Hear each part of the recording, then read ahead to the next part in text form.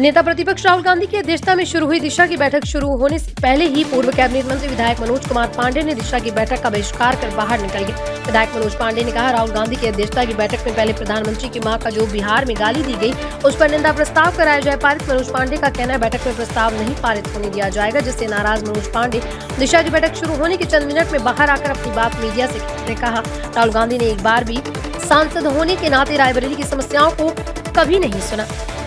आज आपने दिशा मीटिंग का बहिष्कार किया है, क्यों किया है, क्या है रीजन? मैं दुखी मन से बहिष्कार किया। मैंने आज दिशा की बैठक में एक निंदा प्रस्ताव प्रस्तुत किया। ये निंदा प्रस्ताव था जो बिहार में कांग्रेस पार्टी के मंच से भारत के प्रधान सेवक, भारत के प्रधानमंत्री आदरणीय नरेंद्र मोदी जी की मां को ही नहीं बल्कि देश के 135 करोड़ की माओं को अपमानित करने का काम किया गया और गाली देने का काम किया।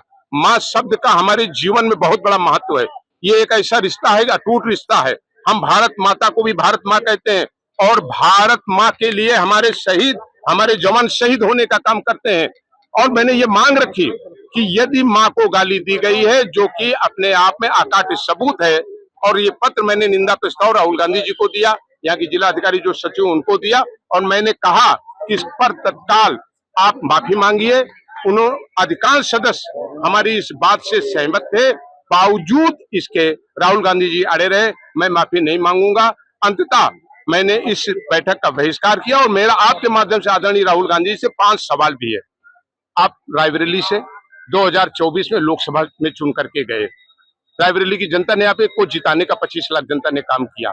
आपसे सवाल है कि आपने 33 आपने प्रश्न लगाए उत्तर प्रदेश भारत के लोकसभा में, आपने रायबरेली का कितनी बार सवाल उठाया? रायबरेली के लोग तरस गए कि रायबरेली की समस्याओं का, रायबरेली के दलितों का, वंचितों का, गरीबों का, पिछड़ों का, कमजोरों का, रायबरेली की समस्याओं की बात उठे। न केवल संसद में उठाए, न सड़क में आपने उठाया। आपने सवाल उठाया इस देश में वोट चोरी का। बेंगलोर के जिस मधोपुरा में की विधानसभा का आपने एक सीडीएस नाम की संस्था को आधार बना करके आपने वोट चोरी का आरोप लगाया। उसी संस्था ने माफी मांगी, उसने कहा कि हमारे आंकड़े गलत थे, उसने उसे डिलीट करने का काम किया। क्या आप देश से माफी नहीं मांगेंगे?